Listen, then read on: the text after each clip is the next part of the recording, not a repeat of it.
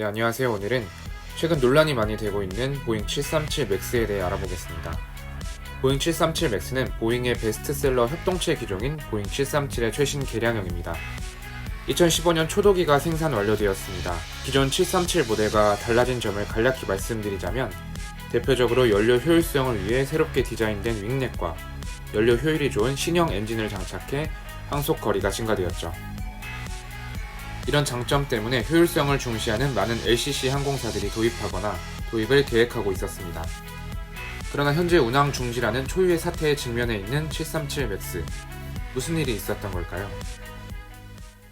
2018년 10월 29일 라이온에어 소속 737 맥스가 바다로 추락해 737 맥스의 첫 사고를 기록했습니다. 사고기는 불과 사고 2달 전인 2018년 8월 13일 라이온에어에 인도되었습니다. 737 맥스의 첫 번째 인명사고죠.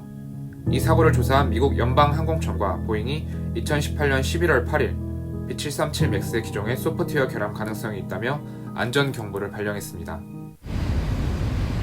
2019년 3월 10일 에티오피아 항공 소속 737 맥스가 또다시 추락했습니다.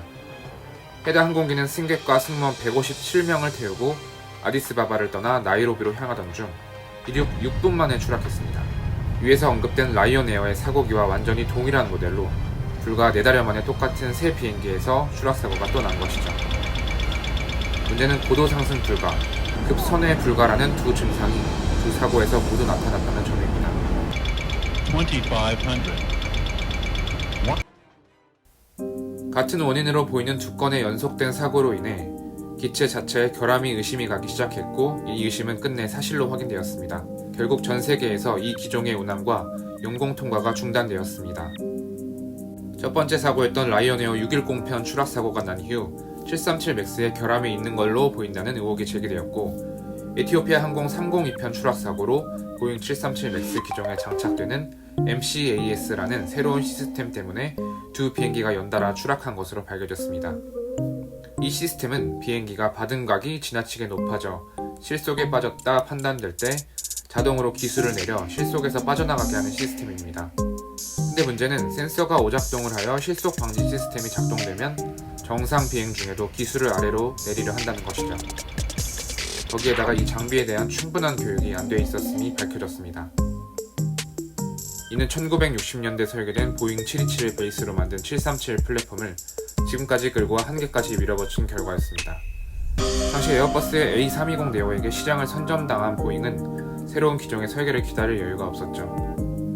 737 맥스 개발 당시 보잉 내부엔 경험이 많은 설계자들은 인건비 문제로 죄다 회사에서 쫓겨나서 대부분 설계자들이 경험 부족인 상태였고 에어버스를 따라잡아야 한다는 강박감에 일 처리를 빨리빨리 해버리라는 문화가 팽배했다고 합니다. 시간에 쫓긴 보잉은 기체를 전면 재설계하는 대신 비행 제어 시스템을 손봐서 불안정한 기체를 강제적으로 안정적으로 비행하게 만든 것이죠.